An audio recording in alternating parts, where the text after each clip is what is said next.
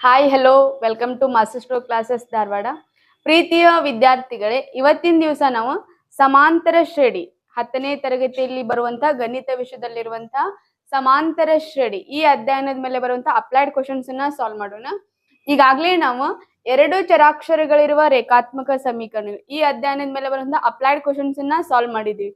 ಈ ತರಗತಿಯಲ್ಲಿ ನಮ್ಮ ಮಾಸ್ಟರ್ ಸ್ಟ್ರೋಕ್ ಕ್ಲಾಸಸ್ ವತಿಯಿಂದ ನಾವೇನ್ ಮಾಡಿದೀವಿ, ಎಕ್ಸರ್ಸೈಸ್ ಪ್ರಾಬ್ಲಮ್ ಸಾಲ್ವ್ ಮಾಡಿದೀವಿ. ಕನ್ನಡ ಮೀಡಿಯಂ ಮತ್ತೆ ಇಂಗ್ಲಿಷ್ ಮೀಡಿಯಂ ಇದು ಎರಡೂ ವಿಷಯದೊಳಗೆ ನಾವೇನ್ ಮಾಡಿದೀವಿ ಅಂತಂದ್ರ ಇಲ್ಲಿ ಬರುವಂತ ಅಪ್ಲೈಡ್ ಕ್ವಶನ್ಸ್ ಅನ್ನ ಸಾಲ್ವ್ ಮಾಡ್ತಾ ಇದೀವಿ. ಇವತ್ತಿನ ದಿವಸ ನಾವೇನ್ ಮಾಡೋಣಂಗಿದ್ದ ಸಮಾಂತರ ಶ್ರೇಣಿ ಈ ಚಾಪ್ಟರ್ ಮೇಲೆ ಬರುವಂತ ಅಪ್ಲೈಡ್ ಕ್ವಶನ್ಸ್ ಅನ್ನ ಸಾಲ್ವ್ ಮಾಡೋಣ. ಅದಕ್ಕಿಂತ ಮುಂಚೆಕ ಏನ್ ಮಾಡೋಣ ಅಂತಂದ್ರೆ ಈ ಚಾಪ್ಟರ್ ಒಳಗೆ ಏನೇನ್ ಕಾನ್ಸೆಪ್ಟ್ ಇದಾವ ಬೇಸಿಕ್ ಏನ್ ಗೊತ್ತಿರ್ಬೇಕು ಅದನ್ನ ಒಂಚೂರು ನೋಡ್ಕೊಂಡ್ ಬಂದ್ಬಿಡೋಣ. ಹಾಗಾದ್ರೆ ಫಸ್ಟ್ ಏನ್ ಗೊತ್ತಿರ್ಬೇಕಂಗಿದ್ರ ಸಮಾಂತರ ಶ್ರೇಣಿಯ ಸಾಮಾನ್ಯ ರೂಪ ಗೊತ್ತಿರ್ಬೇಕು. ಗೊತ್ತಾ?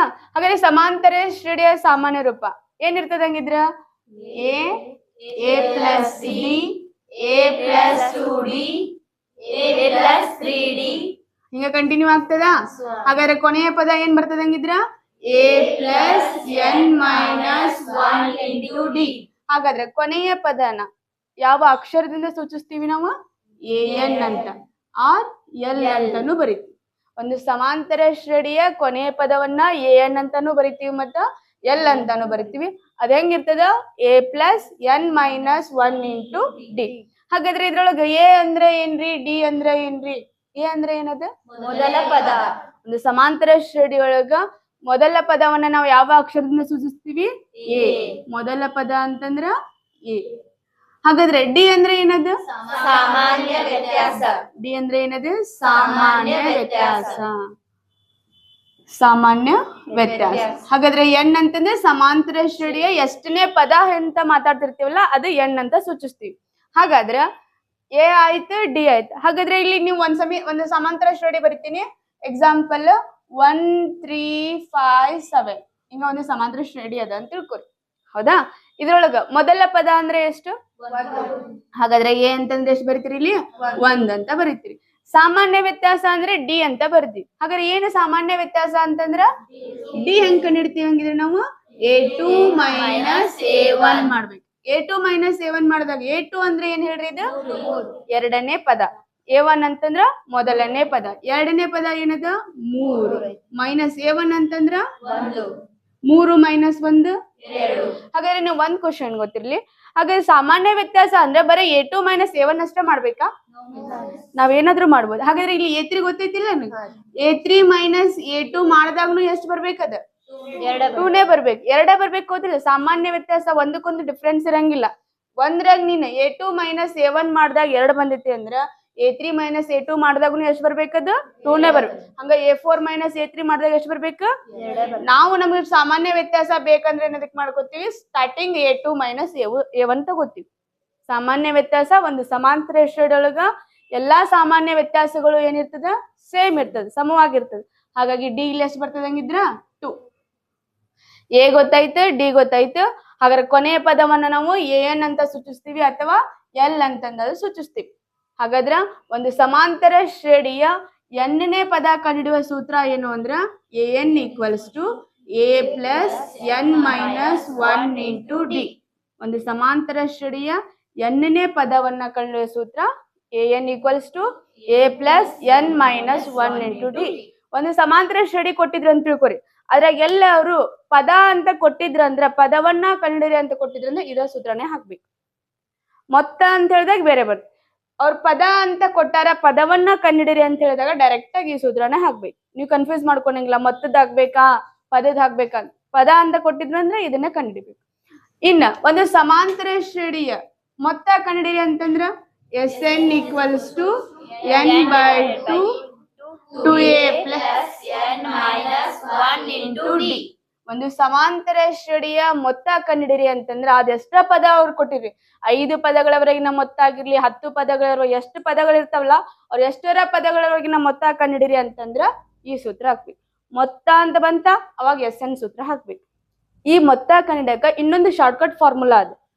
ಏನ್ ಶಾರ್ಟ್ಕಟ್ ಫಾರ್ಮುಲಾ ಅಂತಂದ್ರ Sn equals to n by 2 into bracket a plus L.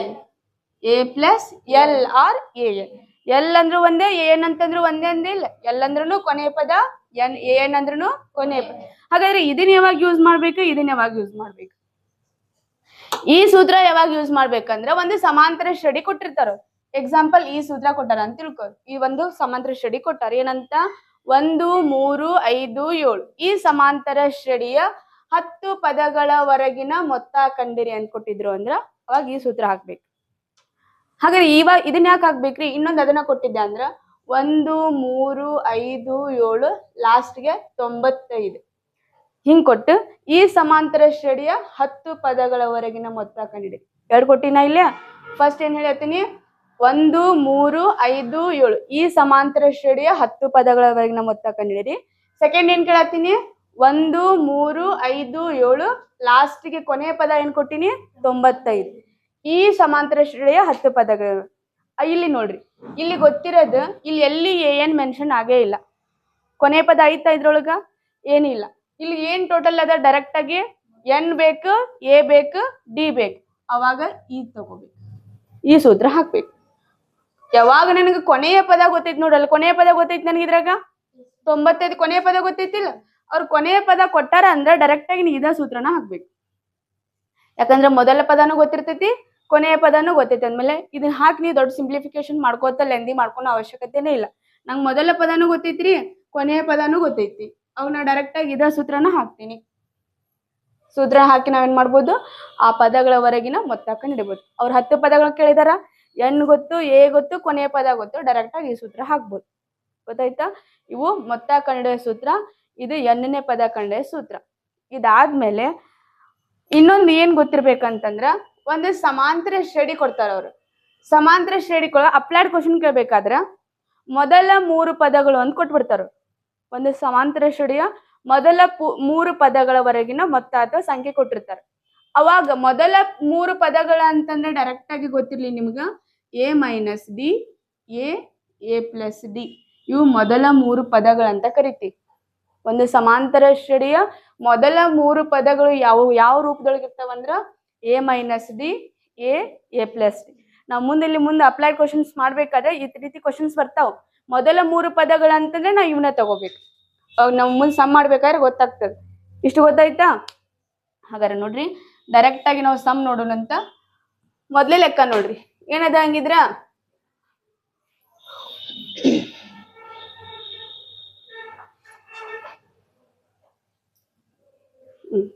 ಮೊದ್ಲೇ ನೋಡ್ರಿ, 10 7 4 ಈ ಸಮಾಂತರ ಶ್ರೇಣಿದ ಕೊನೆಯ ಪದ ಏನದ, -62. ಈ ಸಮಾಂತರ ಶ್ರೇಣಿಯ 11ನೇ ಪದ ಕಂಡುಹಿಡಿಯಿರಿ ಅಂತ ಹೇಳಿದಾರ. ಒಂದು ಸಮಾಂತರ ಶ್ರೇಣಿ ಅದ, ಮೊದಲೇ ಸಮ್ ಬರ್ಕೊಂಡ್ಬಿಡೋಣ. 10 7 4 ಕೊನೆಯ ಪದ ಕೊಟ್ಟಿದಾರ -62. ಈ ಸಮಾಂತರ ಶ್ರೇಣಿಯ ಎಷ್ಟನೇ ಪದ ಕಂಡ ಕೇಳಿದಾರ, 11ನೇ ಪದ. ಹಾಗಾದ್ರೆ ಹೆಂಗ್ ಬರ್ಕೋಬೇಕು ಅದನ್ನ, ನಾನು A11ನ್ನ ಕಂಡಿಡ್ಬೇಕು. ಹೌದಾ? ಸಮಾಂತರ ಶ್ರೇಣಿ ಚಾಪ್ಟರ್ ನಿಮ್ಗೆ ಪರ್ಫೆಕ್ಟ್ ಆಗ್ಬೇಕಂದ್ರ ಫಸ್ಟ್ ಏನ್ ಗೊತ್ತಿರ್ಬೇಕಂದ್ರ, ಅವ್ರ ಕ್ವಶನ್ ಒಳಗೆ ಕೊಟ್ಟಿರೋದನ್ನ ನಾ ಬರ್ಕೋಬೇಕು. ಫಸ್ಟ್ ಅವ್ರ ಗಿವನ್ ಏನೇನ್ ಇರ್ತಾವಲ್ಲ ಅವು ಗೊತ್ತಿದ್ರ ಅವ್ನ ಬರ್ಕೊಂಡಿದ್ ಗೊತ್ತಾಯ್ತಂದ್ರ ಆರಾಮಾಗಿ ಮುಂದಿನ ಸಮ್ ಮಾಡ್ಬೋದು. ಅವ್ರು A11 ಕನ್ನಡ ಹೇಳಿದಾರ, ಅದನ್ನ ಕರೆಕ್ಟಾಗಿ ಬರ್ಕೋಬೇಕು. ನೀವು ಮತ್ತೆ ಇಲ್ಲಿ S11 ಅಂತ ಬರ್ಕೊಂಡಂಗಿಲ್ಲ. S11 ಬರ್ಕೊಂಡ್ರೆ ಏನ್ ಹೇಳ್ರಿ, ಅದು ಮೊತ್ತ. ಬಟ್ ಅವ್ರು ಕನ್ನಡ ಕೇಳಿದ್ದೇನ ಪದ. A11ನ್ನ ಕಂಡಿಡಿಬೇಕಾ? ಹಾಗಾದ್ರೆ ಮತ್ತೇನ್ ಬರ್ಕೋಬಹುದು ಇದ್ರಾಗ, ನಾನು ಎ ಬರ್ಕೋಬೋದಾ? ಮೊದಲ ಪದ ಬರ್ಕೋಬೋದ, ಎಷ್ಟದ 10. ಹಾಗಾದ್ರೆ ಸಾಮಾನ್ಯ ವ್ಯತ್ಯಾಸ ಡಿ ಕಂಡಿಡಿಬೋದಾ? ಏನ್ ಮಾಡ್ತೀವಿ, A2 ಮೈನಸ್ A1. A2 ಅಂದ್ರೆ ಎಷ್ಟದ 7 ಮೈನಸ್ A1 ಅಂತಂದ್ರ 10. 7 ಮೈನಸ್ 10 ಅಂದ್ರೆ ಎಷ್ಟು ಬರ್ತೈತಿ, -3. ಹಾಗಾದ್ರೆ ಸಾಮಾನ್ಯ ವ್ಯತ್ಯಾಸ ಎಷ್ಟು ಬಂತು, -3. ಹಾಗಾದ್ರೆ ಮತ್ತೇನ್ ಕೊಟ್ಟಿದಾರ ನೋಡ್ರಿ ಅವ್ರು, ಕೊನೆಯ ಪದ ಕೊಟ್ಟಿದಾರ. ಕೊನೆಯ ಪದ ಅಂತ ಏನ್ ಕೊಟ್ಟಾರ ಹೇಳ್ರಿ, ಏನ್ ಕೊಟ್ಟಾರ ಹೌದಿಲ್ಲ? ಏನ್ ಅಂತಂದ್ರೆ ಎಷ್ಟದ -62. ನಾ ಆಗ್ಲೇ ಹೇಳಿದೆ ನಿಮ್ಗೆ, ಅವ್ರ ಪದ ಕನ್ನಡ ಕೇಳಿದಾರ ಅಂದ್ರೆ ಡೈರೆಕ್ಟ್ ಆಗಿ ಯಾವ ಫಾರ್ಮುಲಾ ಹಾಕ್ಬೇಕು, ನಾನು AN = A + n - 1 × D. ಅವ್ರ ಪದ ಅಂತ ಹೇಳಿದ್ರ ಅಂದ್ರೆ ಇದ ಫಾರ್ಮುಲಾನೇ ಹಾಕ್ಬೇಕು. ಈಗ ವ್ಯಾಲ್ಯೂಸ್ ಎಲ್ಲಾ ಬರ್ಕೊಂಡಿವ ನಾವು. ಅವ್ರ ಏನೇನ್ ಕೊಟ್ಟಿದ್ರ ಅದನ್ನ ಸಬ್ಸ್ಟಿಟ್ಯೂಟ್ ಮಾಡೋಣ. ಏನ್ ಗೊತ್ತೈತಾ, ಎಷ್ಟದ -62. ಎ ಗೊತ್ತೈತಾ 10 ಪ್ಲಸ್ n ಗೊತ್ತೈತಿ, ಗೊತ್ತಿಲ್ಲ ಕೊಟ್ಟಾರ ಅವ್ರು.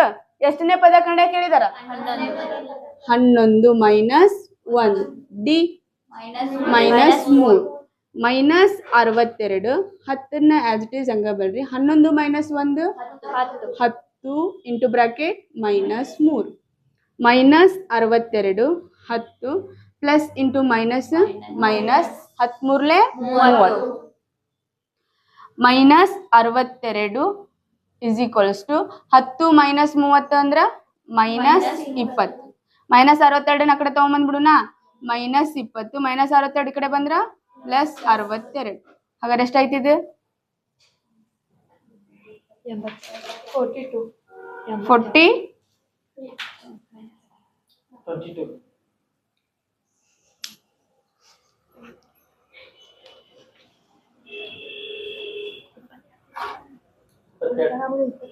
ಕರೆಕ್ಟ್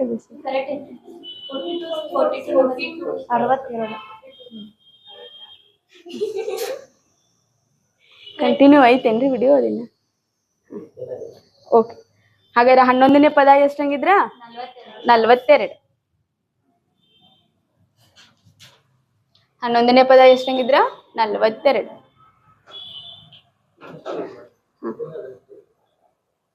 ಗೊತ್ತಾಯ್ತಾ ಏನ್ ಹೇಳಿದ್ರಿ ಆ ಕ್ವಶನ್ ಒಳಗೆ ಕೊಟ್ಟಿರೋದನ್ನ ಬರ್ಕೊಂಡ್ಬಿಡ್ಬೇಕು ಅವ್ರು 11ನೇ ಪದ ಕನ್ನಡ ಕೇಳಿದ್ರೆ 11ನೇ ಪದ ಏನದ ಹಂಗಿದ್ರ 42 ಇನ್ನು ನೆಕ್ಸ್ಟ್ ಸೆಕೆಂಡ್ ಸಮ್ ನೋಡ್ರಿ ಹೆಂಗಿದ್ರ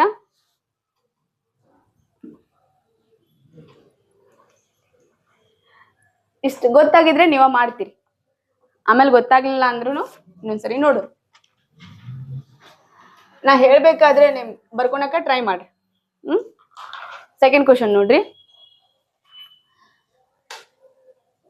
ಸೆಕೆಂಡ್ ಕ್ವಶನ್ ಏನದ ಅಂದ್ರೆ ಒಂದು ಸಮಾಂತರ ಶ್ರೇಣಿಯ n ಬೆಸ ಸ್ವಾಭಾವಿಕ ಸಂಖ್ಯೆಗಳ ಮೊತ್ತವು 225 ಆದರೆ n ನ ಬೆಲೆ ಎಷ್ಟು ಅಂತ ಕೇಳಿದಾರೆ ಇದು ಅಪ್ಲೈಡ್ ಕ್ವಶನ್ ಒಳಗೆ ಬರ್ತದೆ ಹಾಗಾದ್ರೆ ಏನ್ರಿ ಇದು ಇಲ್ಲಿ ಯಾವ ಸಮಾಂತರ ಶ್ರೇಣಿನೂ ಕೊಟ್ಟಿಲ್ಲ ಬಟ್ ಏನ್ ಕಂಡೀಷನ್ ಹೇಳತ್ತಾರ ಅಂದ್ರೆ ಅವರು n ನ ಬೆಸ ಸ್ವಾಭಾವಿಕ ಸಂಖ್ಯೆಗಳ ಮೊತ್ತ ನಮಗ್ ಸ್ವಾಭಾವಿಕ ಸಂಖ್ಯೆಗಳು ಗೊತ್ತದವ ಸ್ವಾಭಾವಿಕ ಸಂಖ್ಯೆಗಳು ಎಲ್ಲಿಂದ ಸ್ಟಾರ್ಟ್ ಆಗ್ತಾವ ಹೇಳ್ರಿ 1ರಿಂದ ಸ್ಟಾರ್ಟ್ ಆಗ್ತಾವ 1 2 3 ಎಲ್ಲಿ ತನ ಬರೀತೀರಿ ಹಿಂಗ ಎಲ್ಲಿ ತನ ಬರೀತೀರಿ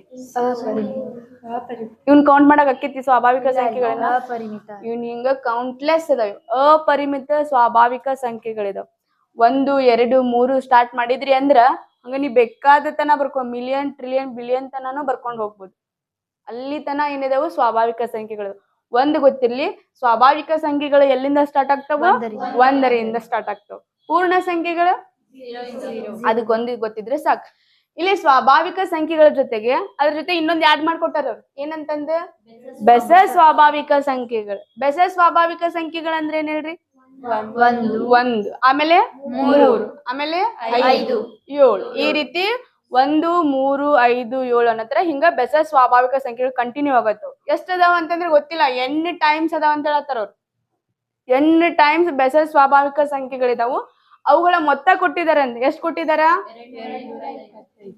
225 ಹಾಗಾದ್ರ n ನ ಬೆಸ ಸ್ವಾಭಾವಿಕ ಸಂಖ್ಯೆಗಳ ಮೊತ್ತ ಅಂದ್ರ ಎಷ್ಟ್ ಇರ್ತದ್ರಿ ಅಂದ್ರ ಅದ n² ಇರ್ತದ n ನ ಬೆಸ ಸ್ವಾಭಾವಿಕ ಸಂಖ್ಯೆಗಳ ಮೊತ್ತ ಒಂದ್ ಗೊತ್ತಿರ್ಲಿ ನಿಂಗ ಸ್ಟೇಟ್ಮೆಂಟ್ ಅವ್ರೇನಾದ್ರು n ನ ಬೆಸ ಸ್ವಾಭಾವಿಕ ಸಂಖ್ಯೆಗಳ ಮೊತ್ತ ಅಂತ ಕೊಟ್ರ ಅದೆಷ್ಟಿರ್ತದೆ n² ಇದು n² ಹೆಂಗ್ ಬಂತ್ರಿ ಅಂತಂದ್ರ ನೀವ್ SN ಫಾರ್ಮುಲಾ ಹಾಕಿ ಸಬ್ಸ್ಟಿಟ್ಯೂಟ್ ಮಾಡ್ಬೇಕು ನೀವು SN ಫಾರ್ಮುಲಾ ಹಾಕಿ ಸಬ್ಸ್ಟಿಟ್ಯೂಟ್ ಮಾಡಿದಾಗ ಆ n ನ ಬೆಸ ಸ್ವಾಭಾವಿಕ ಸಂಖ್ಯೆಗಳ ಮೊತ್ತ ಎಷ್ಟು ಬರ್ತದ n² ಬರ್ತದ ಇದು ಗೊತ್ತಿದ್ರೆ ಸಾಕು ಹಾಗಾದ್ರೆ n ನ ಬೆಸ ಸ್ವಾಭಾವಿಕ ಸಂಖ್ಯೆಗಳ ಮೊತ್ತ n² ಆದ್ರ n ನ ಅದೇ ಸಮ ಸ್ವಾಭಾವಿಕ ಸಂಖ್ಯೆಗಳು ಕೇಳಿದ್ರ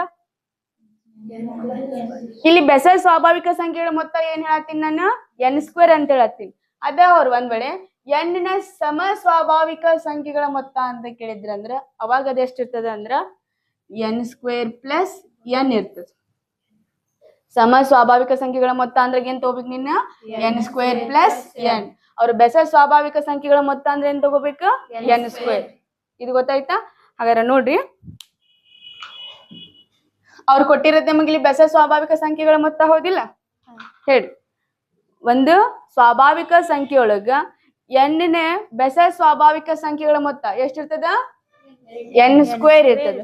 ಅದೇ n ನ ಸಮ ಸ್ವಾಭಾವಿಕ ಸಂಖ್ಯೆಗಳ ಮೊತ್ತ ಅಂದ್ರೆ ಏನ್ ತಗೋತೀರಿ? n square plus n. ಈ n ಸ್ಕ್ವೇರ್ ಪ್ಲಸ್ n ನ ಇನ್ನೊಂಚೂರು ಸಿಂಪ್ಲಿಫೈ ಮಾಡ್ಕೊಟ್ಟಿದ್ರ ಅಂತಂದ್ರೆ ನೀವು ಕನ್ಫ್ಯೂಸ್ ಮಾಡ್ಕೊಂಡಂಗಿಲ್ಲ. n ಸ್ಕ್ವೇರ್ ಪ್ಲಸ್ n ಅಂತಂದ್ರೆ ಇದ್ರ ಎರಡರದಾಗೂ n ಕಾಮನ್ ತೆಗಿಬೋದಾ? n ಕಾಮನ್ ತೆಗಿದ್ರಿ ಅಂದ್ರೆ ಇದ್ರಾಗ ಇನ್ನ ಒಂದ್ n ಉಳಿತಾ? n ಪ್ಲಸ್ 1 ಹಿಂಗನು ಕೊಡ್ಬೋದು. n ಇಂಟು n ಪ್ಲಸ್ 1 ಇದು ಸಮ ಸಂಖ್ಯೆಗಳಿದ್ದ. ಇವೆರಡು ಸಮ ಸ್ವಾಭಾವಿಕ ಸಂಖ್ಯೆಗಳ ಮೊತ್ತ ಅಂದ್ರ ಅವ್ರು n ಸ್ಕ್ವೇರ್ ಪ್ಲಸ್ n ಅಂತಾರ ಕೊಡ್ಬೋದಿಲ್ಲ ಅಂದ್ರ n ಇಂಟು n ಪ್ಲಸ್ 1 ನರ ಮಾಡಿ ಇದನ್ನ ಸಿಂಪ್ಲಿಫೈ ಮಾಡಿ ಕೊಟ್ಟಿರ್ತಾರ ಅವ್ರಷ್ಟ. ಮತ್ ಇದಲ್ರಿ ಅಂತಂದ್ ಆಪ್ಷನ್ ಒಳಗೆ ಇಲ್ಲ ಇಲ್ರಿ ಅಂತಂದ್ ಬಂದ್ ನನ್ ಆಫ್ ದೀಸ್ ಅಂತ ಕೊಟ್ಟಿರ್ತಾರಲ್ಲ ಅದನ್ನ ಟಿಕ್ ಮಾಡಿ ಬಂದ್ಬರಂಗಿಲ್ಲ. ಕೊಟ್ಟಿರ್ತಾರಿಲ್ಲ ಹಂಗು ಯಾವುದು ಎಲ್ಲ ಅಂದ್ಮೇಲೆ ನೀವ್ ಅದನ್ನ ಹೋಗಿ ಟಿಕ್ ಮಾಡಿ ಬಂದ್ಬಿಡ್ತೀರಿ. ಯಾಕಂದ್ರೆ ಇದನ್ನ ಹೇಳಿರ್ತೀನಿ ನಿಮ್ಗೆ ಏನಂತ n ಸ್ಕ್ವೇರ್ ಪ್ಲಸ್ n.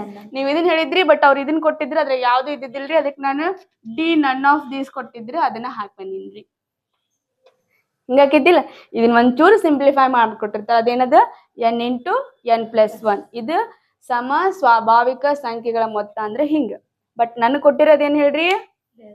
ಬೆಸ ಸ್ವಾಭಾವಿಕ ಸಂಖ್ಯೆಗಳ ಮೊತ್ತ ಅಂದ್ರ ಅವಾಗ ಏನ್ ಬರ್ಕೋತೀರಿ ನೀವು? n square.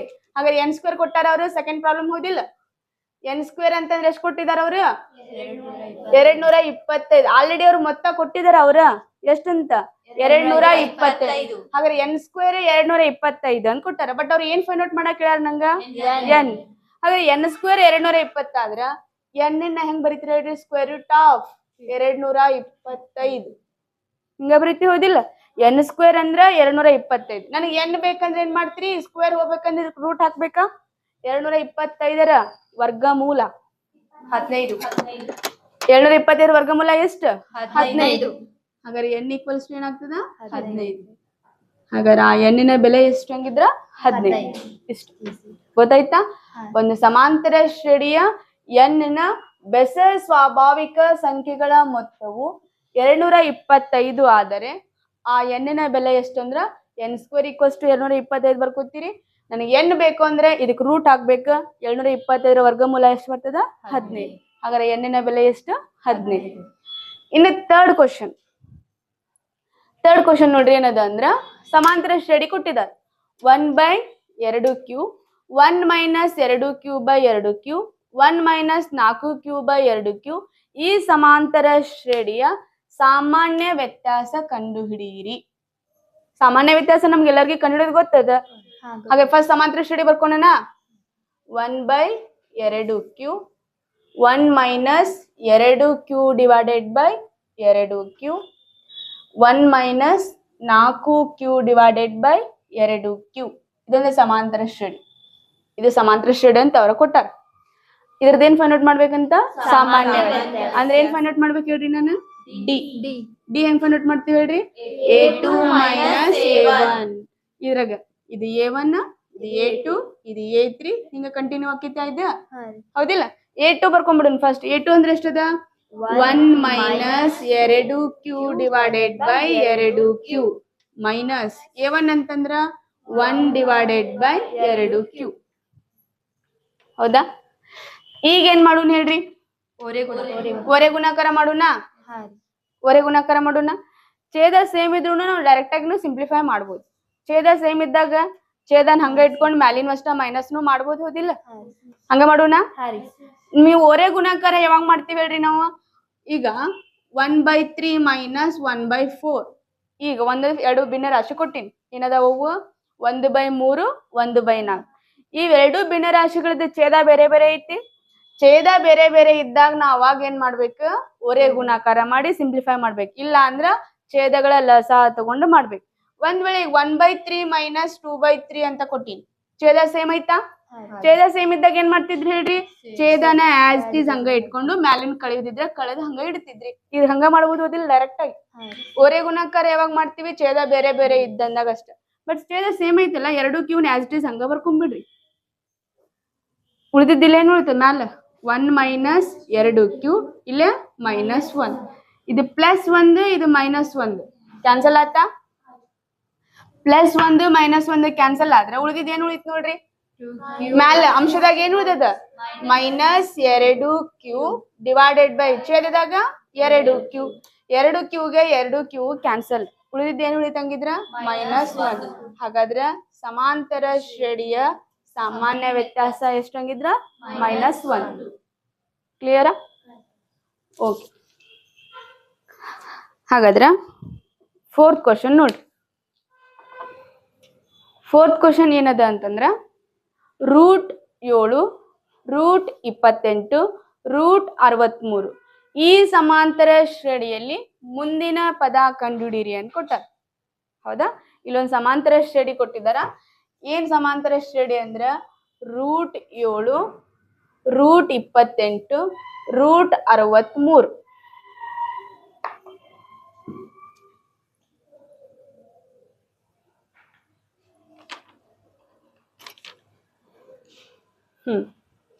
ನೋಡ್ರಿ 4th ಒನ್ ಏನದ √7 √28 √63 ಈ ಸಮಾಂತರ ಶ್ರೇಣಿಯೊಳಗ 60 √63 ನೆಕ್ಸ್ಟ್ ಪದ ಯಾವ್ದು ಬರ್ಬೋದು ಅದನ್ನ ಫೈಂಡ್ ಔಟ್ ಮಾಡ್ರಿ ಅಂತ ಹೇಳಿದ.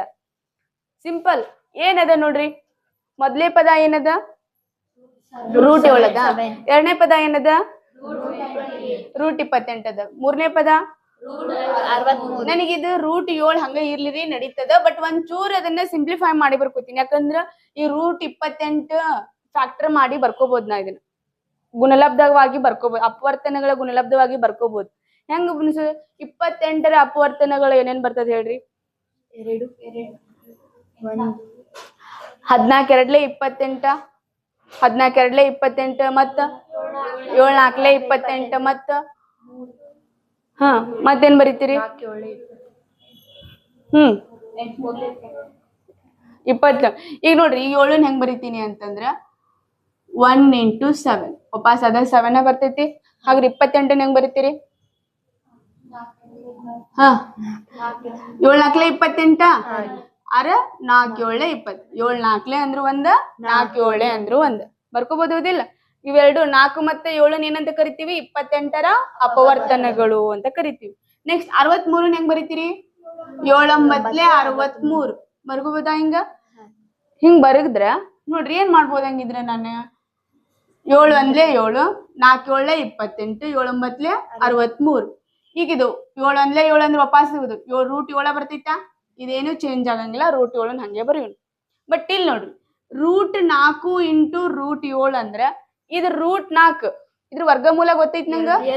√4 ವರ್ಗಮೂಲ ಎಷ್ಟಂಗಿದ್ರ? ಹಾಗಾದ್ರೆ 4ನ್ನ ಹೊರಗ್ ಬರಿಬೇಕಂದ್ರ ಅದ್ರ ವರ್ಗಮೂಲ ಬರಿಬೇಕಾ? 4ರ ವರ್ಗಮೂಲ ಎಷ್ಟಂಗಿದ್ರ? 2. ಹಂಗ √7 ಹೊರಗ್ ಬರ್ಕೊಳಕ್ ಬರ್ತೈತಿ? ಯಾಕಂದ್ರೆ ಅದು ವರ್ಗ ಸಂಖ್ಯೆ ಅಲ್ಲ. ಹಾಗಾದ್ರೆ √7 ಹಂಗ ಇಡೋಣ ಅದನ್ನ, ಹಂಗ ಉಳಿತದ.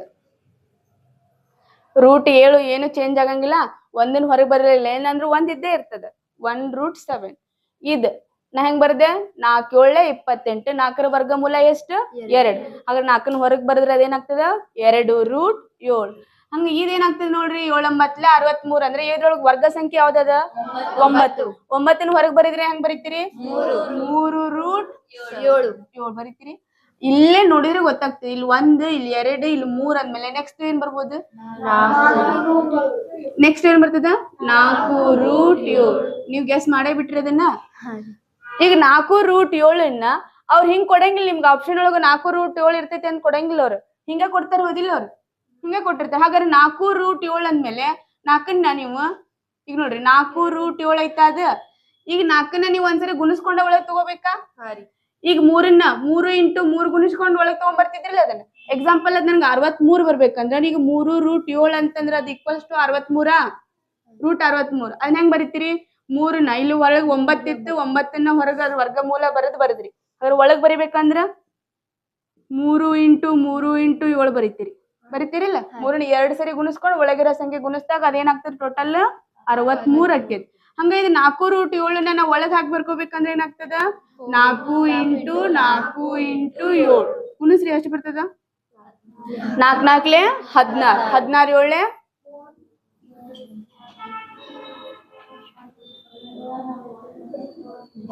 112. ಹಾಗಾದ್ರ ಮುಂದಿನ ಪದ ಏನಾಗಿರ್ತದ ಹಂಗಿದ್ರಿದ? √112. ಗೊತ್ತಾಯ್ತಾ? ಇದು ಏನಿಲ್ಲ, ಅವ್ರು ಕೊಟ್ಟಂತಹ ವರ್ಗ ಸಂಖ್ಯೆಗಳನ್ನ ನಾವೇನ್ ಮಾಡ್ಬೇಕು? ಸಿಂಪ್ಲಿಫೈ ಮಾಡಿ ಬರ್ಕೊಂಡೆ ನಾನು. ಹೆಂಗಿತ್ತು? √7 √28 √63 ಇತ್ತು.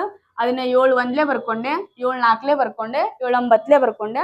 ಅವು ವರ್ಗ ಸಂಖ್ಯೆಗಳಾಗಿರೋದ್ರಿಂದ ಅದ್ರ ವರ್ಗಮೂಲಗಳನ್ನ ಹೊರಗೆ ಬರ್ಕೊಂಡೆ. ಅವಾಗ ಏನಾಗ್ತದ 1√7, 2√7, 3√7 ಆದ್ಮೇಲೆ ಇದು ಸಮಾಂತರ ಶ್ರೇಣಿ ಆಗಿರೋದ್ರಿಂದ ನೆಕ್ಸ್ಟ್ ಪದಾನ ಏನಾಗಿರ್ತದ 4√7.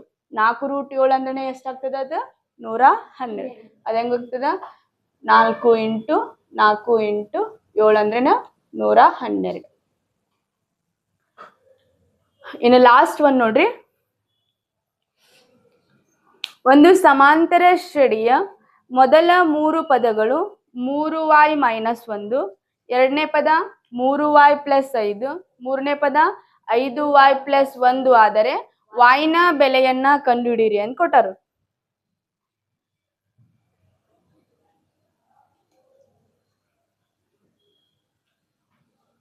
ನೋಡ್ರಿ, ಒಂದು ಸಮಾಂತರ ಶ್ರೇಣಿಯ ಮೊದಲ 3 ಪದಗಳು ಹೆಂಗ್ ಬರೀತೀರಿ ಅದನ್ನ 3y - 1, 3y + 5, ಇನ್ನೊಂದು 5y + 1.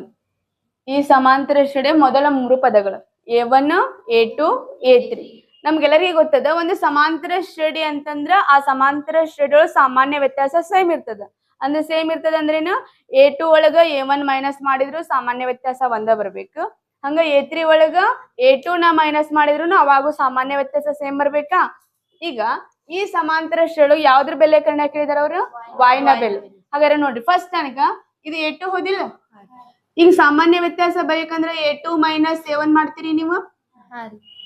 A2 ಏನದ ನೋಡ್ರಿ 3y + 5 ಮೈನಸ್ A1 ಅಂತಂದ್ರ 3y - 1.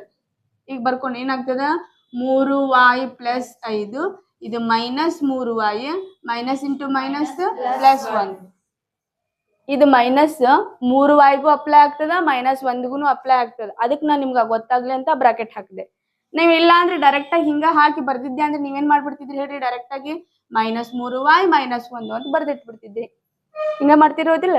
ಈ -3yಗೂ ಅಪ್ಲೈ ಆಗ್ತದ -1ಗೂ ಅಪ್ಲೈ ಆಗ್ತದ. ಅದಕ್ಕೆ ಬ್ರಾಕೆಟ್ ಹಾಕಿ ಅದು ಮೈನಸ್ ಇದ್ದಾಗ ಚಿಹ್ನೆಗಳು ಚೇಂಜ್ ಆಗ್ತದೆ. ಒಂದ್ ವೇಳೆ ಅದ ಇಲ್ಲಿ ಪ್ಲಸ್ ಇತ್ತಂದ್ರೆ ಚಿಹ್ನೆಗಳು ಏನು ಚೇಂಜ್ ಆಗ್ತಿದ್ದೇ ಇಲ್ಲ, ಬ್ರಾಕೆಟ್ ಹಾಕೋ ಅವಶ್ಯಕತೆನೂ ಇರ್ತಿರ್ಲಿಲ್ಲ. ಯಾಕಂದ್ರೆ ಚಿಹ್ನೆಗಳು ವಾಪಸ್ ಅದೇ ಬರ್ತಿದ್ವು. ಈಗ ನೋಡಿ 3y + 5 -3y minus into minus +1. ಈಗ ನೋಡಿ +3y - 3y ಕ್ಯಾನ್ಸಲ್, +5 + 1 6. ಹಾಗಾದ್ರೆ ಇಲ್ಲಿ ಸಾಮಾನ್ಯ ವ್ಯತ್ಯಾಸ ಎಷ್ಟು ಬಂತು? A2 - A1 ಮಾಡಿದಾಗ ಸಾಮಾನ್ಯ ವ್ಯತ್ಯಾಸ ಎಷ್ಟು ಬಂತು? 6 ಬಂತು. ಈಗ ಅದ A3 - A2 ಮಾಡಿದ್ರು ನಂಗೆ ಎಷ್ಟು ಬರ್ಬೇಕದ? ಈಗ ನೋಡು ನಂಗೆ D = A3 - A2. A3 ಅಂದ್ರ 5y + 1 ಮೈನಸ್ A2 ಅಂದ್ರ 3y + 5. ಹೌದಾ? 5y + 1 ಇದು -3y ಇದು ಮೈನಸ್ ಇಂಟು ಪ್ಲಸ್ -5. ನೋಡ್ರಿ 5y - 3y 2y ನ 5y - 3y ಅಂದ್ರೆ ಕಳಿಬೇಕು. ಕಳೆದ್ರೆ ಎಷ್ಟು ಬರ್ತದ? 2y +1 -5 ಅಂದ್ರ -4. 2y - 4. ಇದ್ರದ್ದು ಸಾಮಾನ್ಯ ವ್ಯತ್ಯಾಸ ಎಷ್ಟು ಬಂತಿಲ್ಲ? 2y - 4 ಬಂತು. ಇಲ್ಲಿ ಸಾಮಾನ್ಯ ವ್ಯತ್ಯಾಸ 6 ಅಂದ್ಮೇಲೆ ಇದ್ರ ಸಾಮಾನ್ಯ ವ್ಯತ್ಯಾಸನು 6 ಬರ್ಬೇಕಾ? ಅಂದ್ರ ಇದು 2y - 4 ಎದಕ್ಕೆ ಈಕ್ವಲ್ ಇರ್ತದ? 6ಗೆ ಈಕ್ವಲ್ ಇರ್ತದ. ಇದ್ರಾಗಿಂದ y ಬೆಲೆ ಫೈಂಡ್ ಔಟ್ ಮಾಡ್ಬೇಕು ಹೌದಿಲ್ಲ? ಅದ್ರ y ಬೆಲೆ ಬೇಕು ಅಂದ್ರೆ 2y ನಲ್ಲೇ ಇಟ್ಕೋತೀನಿ. ಹೊರಗೆ 6 ಇತ್ತು, -4 ಹೊರಗೆ ಬರದ್ರ +4. 2y = 6 4 10. y = 10 divided by 2 1 2 y = ಎಷ್ಟಾದಂಗಿದ್ರ 5. ಇದ ಬೆಲೆ ಮಾಡ್ಕೊಳಕ್ ಹೇಳಿದ್ರ ಅವ್ರು.